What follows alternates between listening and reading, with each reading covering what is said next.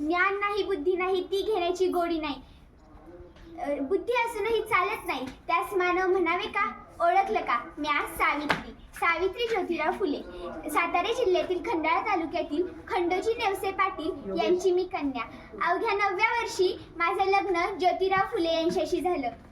पण हळूहळू मला कळायला लागलं, ज्या माणसाशी माझे लग्न झाले तो कोणी साधारण माणूस नसून या जगाला ऊर्जा देणारा एक क्रांतीसूर्यच आहे. त्या काळी बायांना उमरा ओलांडण्याची पद्धत नव्हती. बाईच्या जातीने कसं आपण भलं, आपलं घर भलं आणि घरातील माणसं, स्त्री पुरुष उच्च नीच असा लय भेदभाव होता. पण त्या सर्वांवर एकच उपाय होता, ते म्हणजे शिक्षण. शिक्षणाचा ध्यास हेच खो ज्योतिरावांच्या मनात. एकदा ज्योतिराव शिक्षणाचा प्रसार करत असताना फरार नावाच्या ब्रिटिश मॅडम त्यांना म्हणाल्या, मिस्टर फुले, तुम्हाला शिक्षणाचा प्रसार करायचा आहे ना? So educated woman first, because the woman educated the whole house educated. पण तुम्ही मात्र वुमनला घराच्या बाहेरच पडू देत नाही. So bad mister Phule. झालं ते आले की माझ्याकडे पाटी पेन्सिल घेऊन आणि मला म्हणाले, सावित्री, आजपासून मी तुला शिकवणार. झाला माझा अभ्यास सुरू. काना, मात्रा, आकार, उकार, बे एके बे, बे दुनी चार, बे त्रिक सहा, सार. अशातच मी वाचायला शिकली, लिहायला शिकली आणि काव्यही रचली.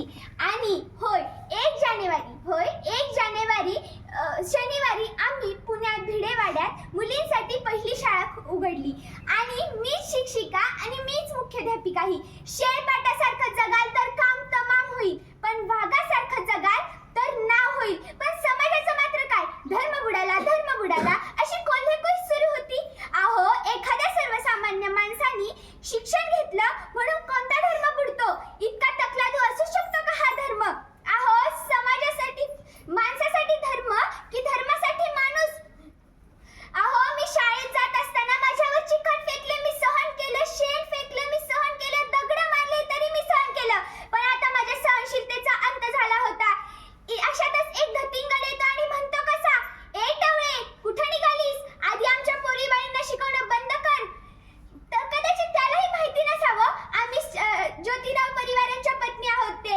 एक दिली सणकण लावून आणि सुनावलं, आत्ता आलायस, थोबाड फुटले, पण पुन्हा आलास तर तुझ्या रक्ताने ही धरती रंगवीन. अहो, स्त्री कोणत्याही जातीची वा धर्माची असो, ती नेहमीच त्याला बळी पडत आलेली आहे. अहो, एखाद्या स्त्रीचा नवरा वारला म्हणून तिने सती जायचं. तिचा नवरा वारला यात तिचा काय दोष असतो? म्हणूनच आम्ही काम केलं आणि इंग्रज सरकारकडे मागणी करून सतीबंदी योजना ही सुरू केली. आणि आम्ही विधवा महिला काशीबाई यांच्या मुलाला म्हणजे यशवंताला दत्तक घेतलं. त्याच्या तुरु धावण्याने आमचं अंगण अगदी भरून जायचं. त्याला वाढवलं, मोठं केलं आणि डॉक्टरही बनवलं. अशातच पुण्यात प्लेगची साथ पसरली होती. सगळी माणसं धडाधड मरू लागलेली. पण तो संसर्गजन्य आजार होता, तो कधी ना कधी आम्हालाही होणार होता. म्हणून आम्ही हॉस्पिटल उभारलं. तिथे सर्वांचे उपचारही होऊ लागले होते आणि आम्ही जगलोय ते समाजासाठीच ना. म्हणून